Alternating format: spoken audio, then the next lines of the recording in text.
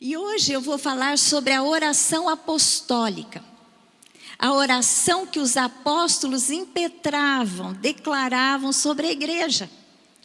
Então vocês vão entender que mais do que o povo de Israel tinha motivo para ser um povo abençoado, porque havia uma declaração poderosa de bênção sobre eles, vocês vão entender que nós, a Igreja de Cristo, temos motivos de ser um povo tremendamente abençoados por causa da declaração de Deus a nosso favor. Amém? Você entende isso? Então vamos adorar ao Senhor através das nossas palmas.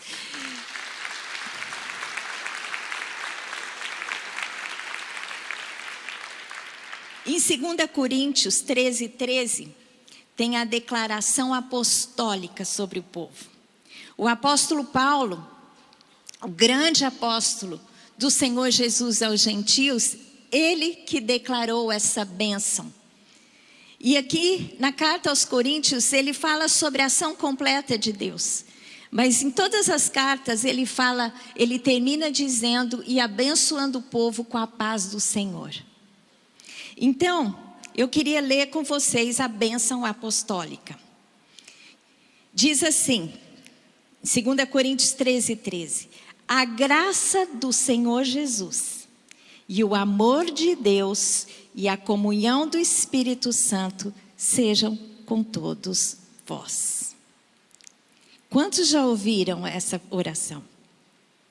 Se você participa aqui do meu culto, eu sempre termino com essa declaração. Sempre ministro essa bênção. Porque essa é a bênção que trouxe a revelação completa de Deus, da sua ação redentiva sobre o seu povo. E a gente percebe que essa oração é a oração revelada por completo da oração sacerdotal. A oração sacerdotal que Deus pediu para que os sacerdotes ministrassem sobre o povo, fala sobre bênção. Mas a revelação da obra plena de redenção em Cristo Jesus, está incluído na bênção apostólica. A Trindade é revelada nessa bênção. A ação da Trindade, ela estava oculta lá naquela oração sacerdotal. Não que não existia. A Trindade trabalhou desde a fundação das coisas, né? Da criação dos céus e da terra. Estava lá, trabalhando Deus Pai, Deus Filho, Deus Espírito. Tanto é que quando ele relata a criação, ele diz, façamos o homem à nossa imagem e semelhança. Então a Trindade está sempre presente. Mas a oração apostólica revela aquilo que a oração sacerdotal não revelava plenamente. Quando na oração sacerdotal dizia o seguinte, o Senhor te abençoe e te guarde. A gente percebe ali a ação do amor de Deus, o nosso Pai. O Senhor faça resplandecer o seu rosto sobre ti e tenha misericórdia de ti. A gente percebe aqui a ação da graça do Senhor Jesus sobre as nossas vidas. Porque essa palavra misericórdia, em hebraico, significa ser gracioso. Então, quando ele diz, seja a tua misericórdia, ele está falando da obra de redenção através da graça em Jesus Cristo. E depois diz assim, o Senhor sobre ti levante o seu rosto e te dê a paz. Shalom. Aqui fala sobre a comunhão do Espírito Santo. Deus agindo através do seu Espírito, nos trazendo paz. Então a gente entende que o Senhor Deus, na sua revelação, Ele vai se mostrando ao homem, até que em Jesus Cristo, que é a plenitude dos tempos. A palavra de Deus diz que Jesus se revelou na plenitude dos tempos. Você imagina a história do homem sendo contada, sendo escrita. Aí tem um momento que é o ápice, a apoteose. é a vinda de Jesus Cristo e o seu sacrifício. Ali é a plenitude dos tempos, a revelação é descortinada para nós. E nós entendemos a ação de Deus para as nossas vidas, né? Todo o propósito de redenção. A ação completa de redenção é declarada, então, na bênção apostólica. Primeiro, fala sobre o amor de Deus, o Pai. Não nessa ordem, né? Porque a oração fala que a graça do Senhor Jesus, o amor de Deus, o Pai, e a consolação do Espírito Santo. Mas eu mudei a ordem. Aliás, gente, não sei se vocês já repararam, mas muitas vezes eu faço essa oração e mudo a ordem. Eu sempre mudava a ordem. Eu pensava, tem que ser o amor do Pai, a manifestação do Filho e a dispensação do Espírito Santo. Eu mudava a ordem dessa bênção apostólica. Agora, estudando, é que eu tive o discernimento. E daqui para frente, eu nunca mais vou mudar a ordem. Porque o Espírito Santo falou para mim, Lilian, quem te deu autoridade para mudar a ordem? Porque a ação foi assim, do Pai, né, para o Espírito Santo. Mas por que ele começa falando da ação de Jesus? Eu falei, Senhor, mas por que então eu não posso falar nessa ordem que eu falo? Tem que falar nessa ordem que o Senhor mandou o apóstolo Paulo falar. Porque é o Espírito que inspirou, né? O Espírito que soprou.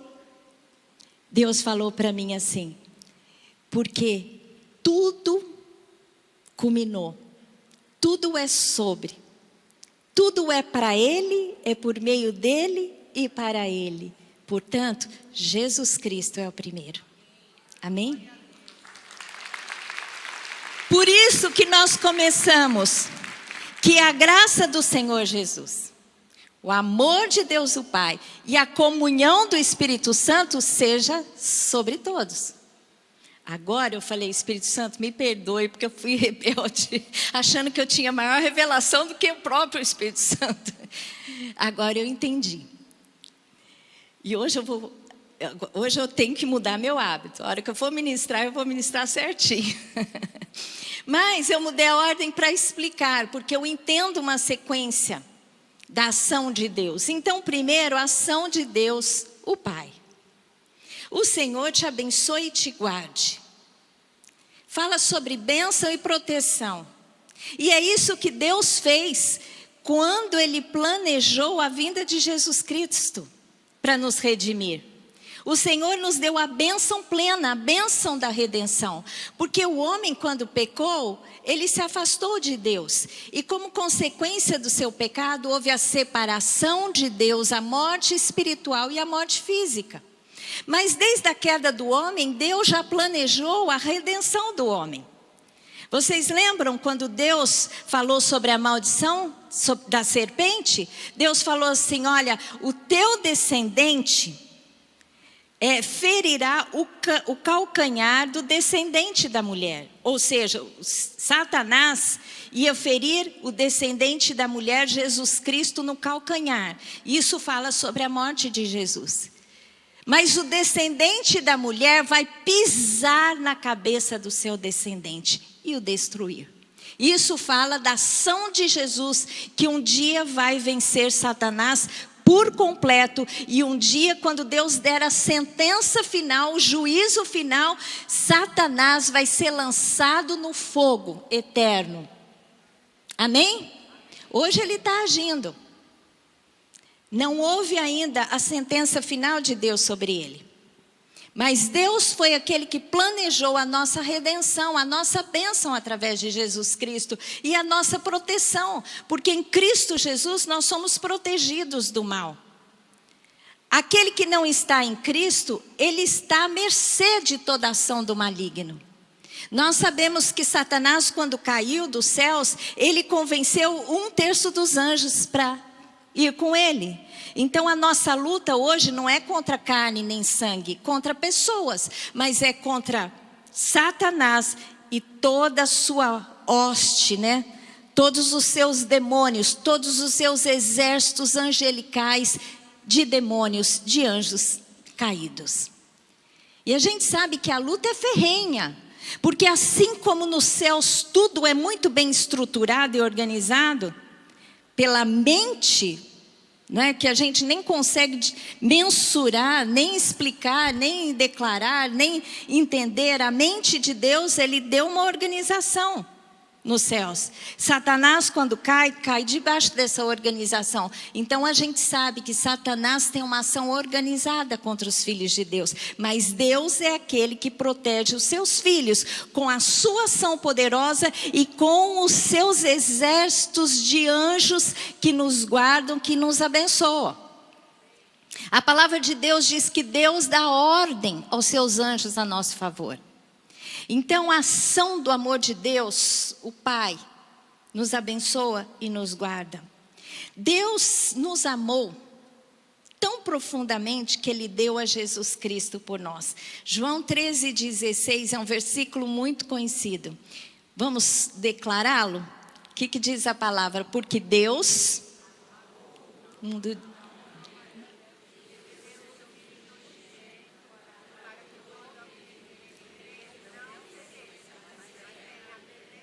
Deus amou o mundo de tal maneira que Ele deu. A palavra hebraico amor, ahavá, vem de uma palavra que significa eu dou, porque o amor é um amor de ação. Deus amou e Ele deu a Jesus. Por isso, quando nós amamos a Deus, nós servimos a Deus. Quando amamos o nosso irmão, nós devemos servi-lo, porque o amor fala sobre doação. Deus nos amou de tal maneira que Ele deu a Jesus Cristo por nós.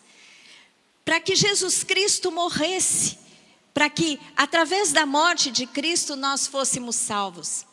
Sabe, lá em Isaías, fala que Deus se agradou que Jesus fosse moído. E eu li aquilo e eu pensei, puxa vida, como Deus se agradou de Jesus ter sofrido da forma que sofreu na cruz. Mas aquela expressão que Deus se agradou, na verdade, Deus, Ele teve contentamento, porque através da dor, do sacrifício de Jesus, Ele fez isso para que eu e você não tivéssemos que passar por isso. Ele sofreu profundamente por nossa causa, porque Ele levou sobre si os pecados de todos nós, para que através dele nós tivéssemos libertação. Então Deus teve prazer que o seu Filho assumisse isso, para que nós não assumíssemos, porque Ele nos ama profundamente. Amém?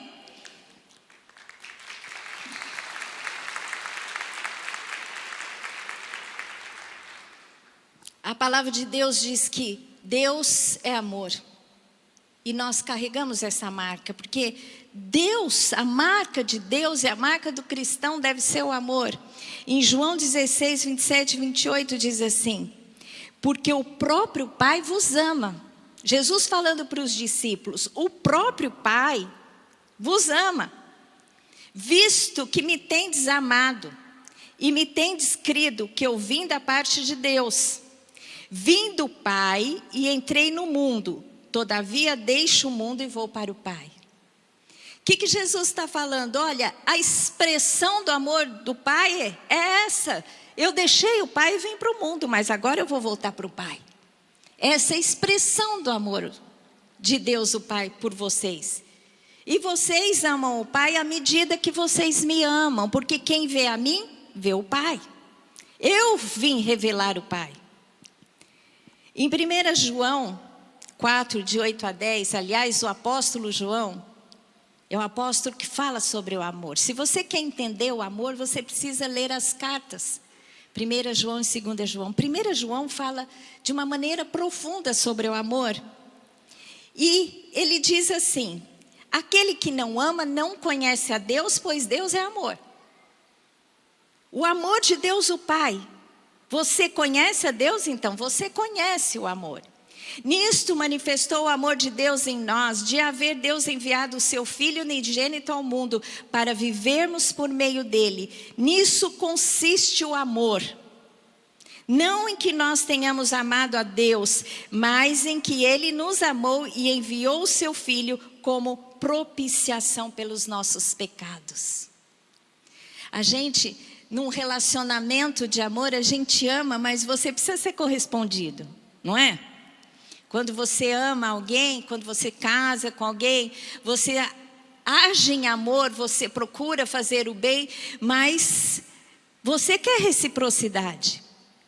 Isso é natural a nós, mas com Deus não foi assim. Ele nos amou antes que nós o amássemos. Ele nos amou de tal forma que Ele engendrou um plano, como diz a palavra, fomos atraídos pelo amor de Deus. E hoje continuamos com Deus porque Deus se manifesta constantemente o seu amor por nós. Nisso conhecemos o amor, que Deus nos amou e enviou o seu Filho. Ele nos amou primeiro, sendo nós ainda pecadores. Então você tem que entender que não importa se você está acertando ou se você está errando, Deus nos ama de maneira incondicional. Sabe lá em 1 Coríntios, quando descreve o amor tudo crê, tudo sofre, tudo suporta, o amor não trata levianamente, o amor não se ensoberbece. Toda aquela lista, quando você lê sobre o amor, você fala assim, puxa vida, isso é muito difícil.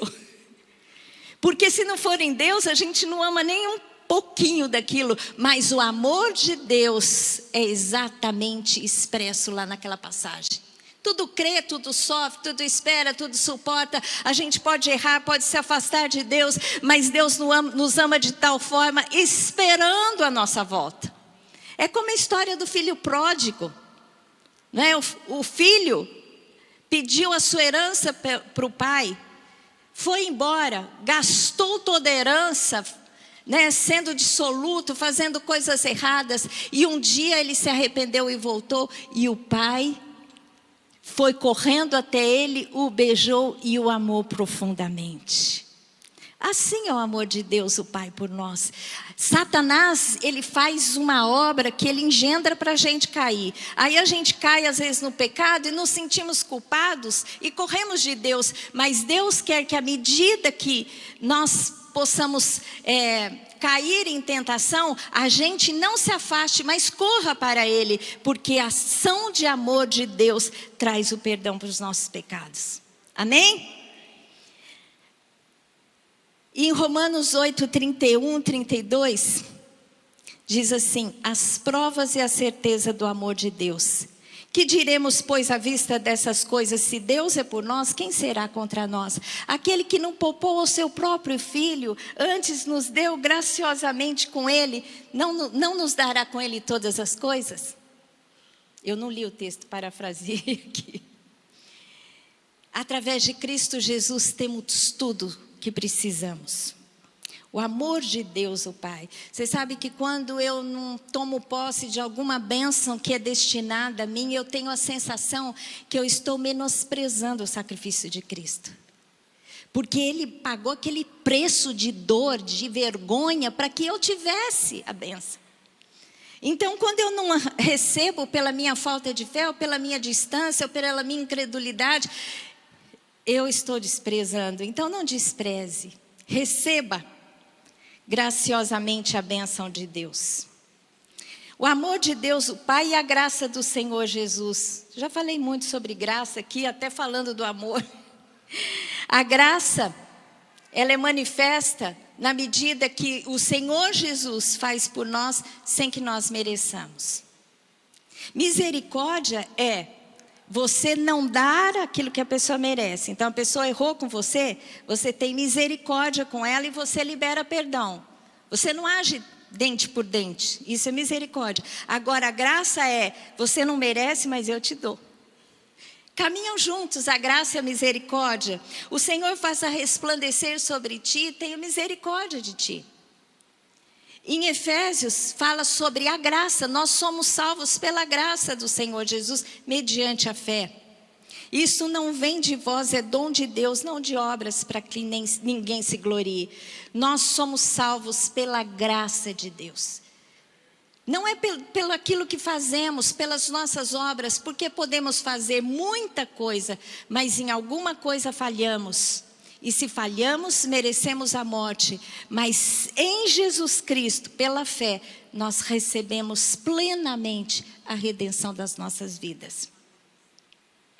Em Romanos 5,15 diz assim: todavia não é assim o dom gratuito como a ofensa, porque se pela ofensa de um só, ou seja, ofensa, o pecado de Adão, morreram muitos, muito mais a graça de Deus e o dom pela graça de um só homem, Jesus Cristo, foram abundantes sobre muitos.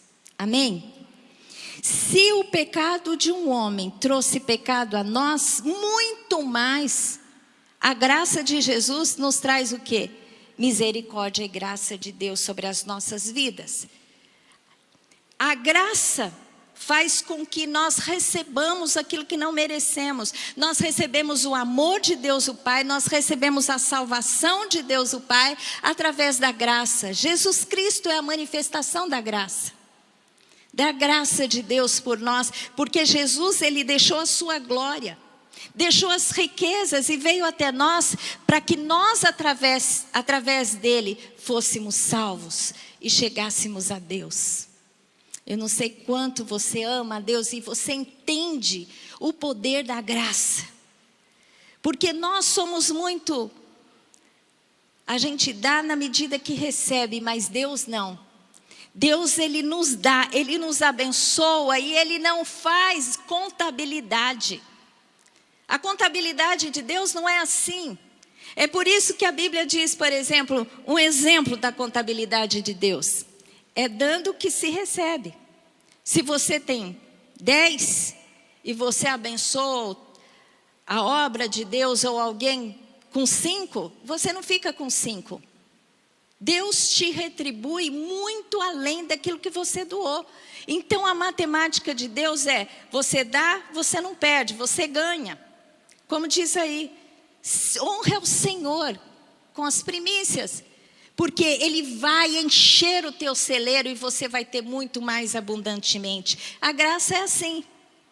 A graça é uma contabilidade que não existe na contabilidade humana. É a contabilidade divina, onde não importa aquilo que nós façamos para Deus, de bem ou de mal, Ele sempre fará por nós de maneira graciosa, pelo seu grande amor manifesto através de Cristo Jesus. Amém?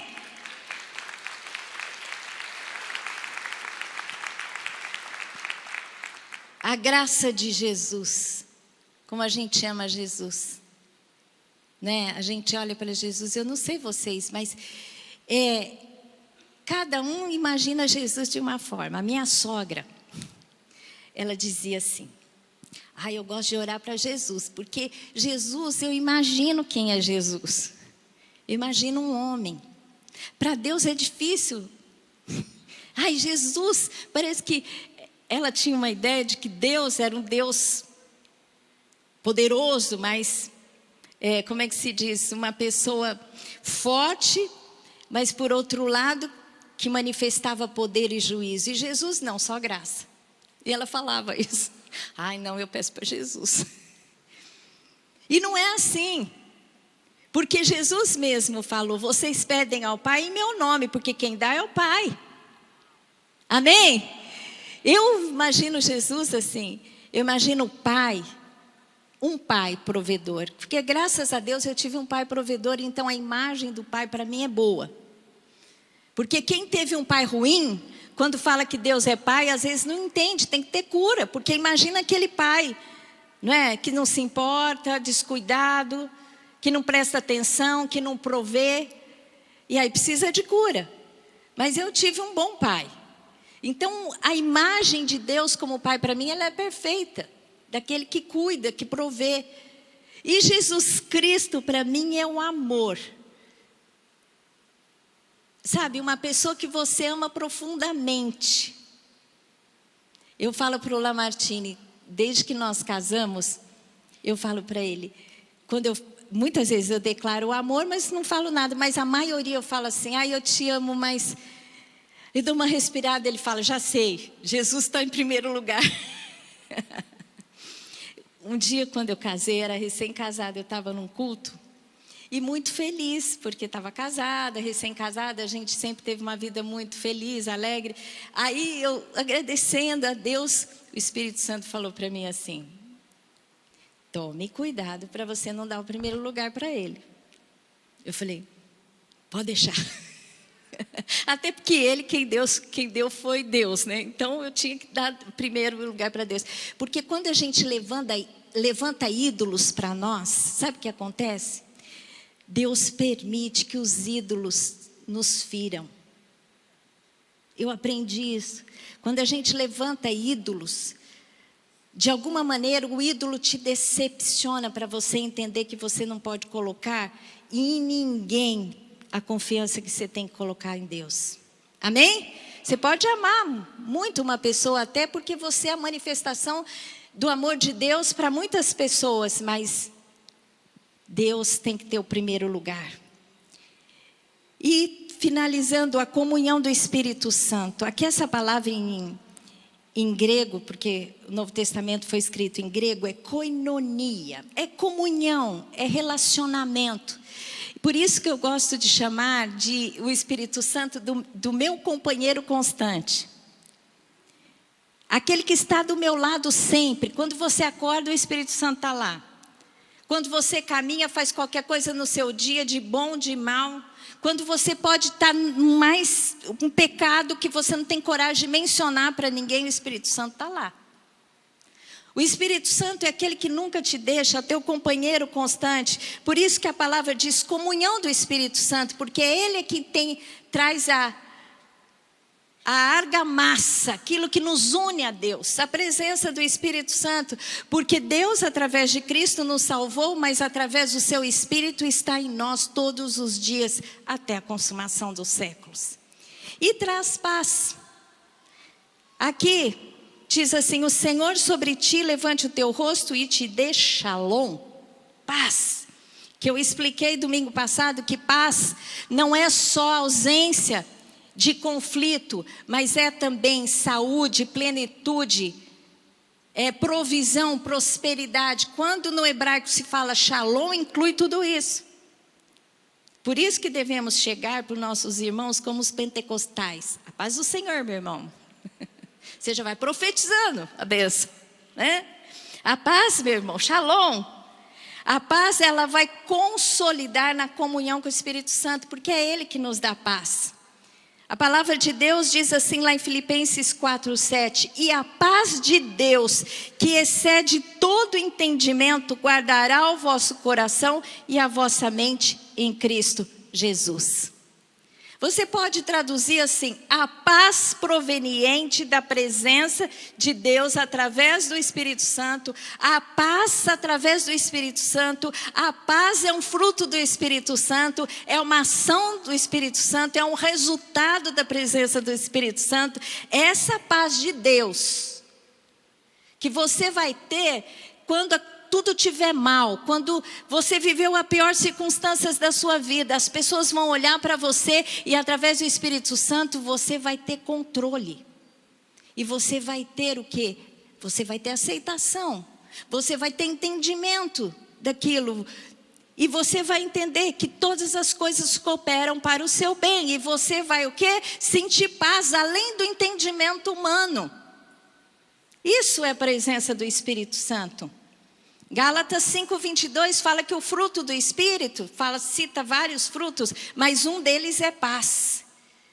Paz vem pela presença do Espírito Santo. É Ele quem faz comunhão. É Ele quem faz a comunhão entre nós, entre Deus e a igreja. Em 1 Coríntios 12:13 diz assim: pois em um só Espírito, todos nós, eu e você, um só Espírito, eu e você, somos batizados em um corpo, quer judeus, quer gregos, quer escravos, quer livres, e a todos nós nos foi dado de beber de um só Espírito. Ou seja, eu e você, nós, a igreja de Cristo, nós fomos batizados no Espírito Santo. E isso que nos traz a comunhão e a união, nos tornando de dois homens, né, de dois povos, judeus e gentios, um só homem. A palavra de Deus diz que de dois povos, judeus e gentios, Deus fez um homem só, que é o quê? A igreja de Cristo, onde Cristo é o cabeça. E tudo isso quem fez foi o Espírito Santo. Porque o dia que você aceitou Jesus porque o Espírito Santo te convenceu do seu pecado. Porque é Ele quem convence do pecado, da justiça e do juízo. E uma vez que você aceita Jesus, você é batizado em um só Espírito. Você é imerso em um só Espírito. Portanto, se você aceitou Jesus, você tem o Espírito Santo. Eu e você somos da mesma família, temos identidade, porque nós temos o Espírito Santo em comum. Amém? Glória a Deus. O Espírito Santo nos auxilia em todas as coisas. Ele é aquele que intercede por nós com gemidos inexprimíveis. Que nos auxilia. Quando você não sabe como pedir, o Espírito Santo está lá para te ajudar. É o teu companheiro constante, aquele que te ajuda em qualquer situação. Por isso, meus queridos, sempre peça a ação do Espírito Santo. Eu, quando cheguei aqui de manhã, tinha que ministrar essa palavra. Eu fico, Senhor, meu Espírito Santo me ajuda, que eu não fale por mim mesmo, que eu fale pelo Senhor. E tudo, às vezes você vai fazer uma reunião de trabalho, chama o Espírito Santo. Quando a coisa estiver ruim, pede licença, vai para o banheiro e fala, Espírito Santo, Ele é o poder de Deus manifesto em você e através de você, todo dia, 24 horas, 7 dias por semana. Amém? Deus não te abandona nunca, porque Ele te deu o Espírito Santo. E a manifestação do Espírito Santo é paz. E terminando, quando Deus, Ele diz para manifestar, para declarar a bênção sacerdotal, Ele diz assim, e eu porei o meu nome sobre o meu povo. Tanto é que o sacerdote, ele ministra assim, com esse sinal, que é o sinal da letra Shin, do nome de Deus do El Shaddai. Então o sacerdote ministrava a bênção assim. O povo abaixava a cabeça e ele ministrava a bênção com a letra de Deus, porque ele diz, o Senhor Deus diz, eu porei sobre o meu povo o meu nome. E Deus fez isso com a igreja, porque um dia a igreja reunida foi chamado pelo nome de Cristo. E hoje nós somos chamados... Como nós somos chamados? Cristãos. Levamos o nome de Cristo. Quero que você leia comigo lá, em Atos 11, 25, 26, que diz assim. E partiu Barnabé para Tarso à procura de Saulo. Tendo-o encontrado, levou-o para Antioquia. E por todo um ano se reuniram naquela igreja e ensinaram numerosa multidão. Barnabé e Paulo na igreja em Antioquia. Em Antioquia foram os discípulos pela primeira vez chamados cristãos. É o nome de Cristo em nós.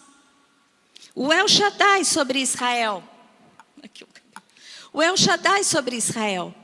Mas o nome de Cristo hoje está em nós. Nós levamos o nome de Cristo. Nós somos os representantes de Cristo na terra. São os cristinhos andando por aí. Por isso que nós temos responsabilidade de ser luz e sal na terra. Porque quando as pessoas olharem para você, você está levando o nome de Cristo. Então você tem que levar esse nome muito bem, com muita honra. Amém? Tem uma frase que diz assim, que nós somos a Bíblia que o mundo lê. Você tem a sua Bíblia, mas o mundo não tem a Bíblia. Mas a Bíblia que o mundo lê é a sua vida. É o que você faz. Se você mostrar o amor de Cristo, ele vai entender que Deus manifesta o seu amor para com ele. Amém? Então, eu quero encerrar essa palavra com essa responsabilidade. O amor de Deus está sobre nós. A ação da graça de Cristo Jesus, a companhia, a comunhão do Espírito Santo, mas tudo isso Deus fez para que nós fôssemos embaixadores e levássemos o nome de Cristo ao mundo. Amém? Glória a Deus. Feche os seus olhos. Pode aplaudir ao Senhor.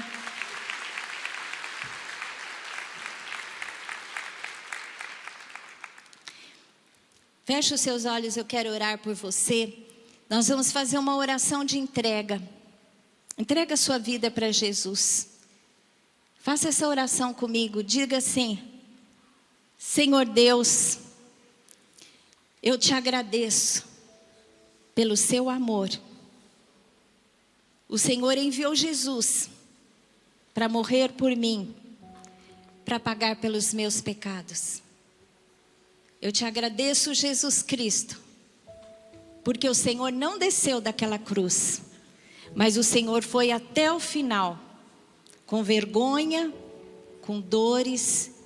O Senhor suportou toda forma de ofensa, para que eu pudesse ser salvo através da cruz. Espírito Santo de Deus, habita em mim e me ajuda a cumprir o propósito de Deus e viver a vontade de Deus na terra. Em nome de Jesus.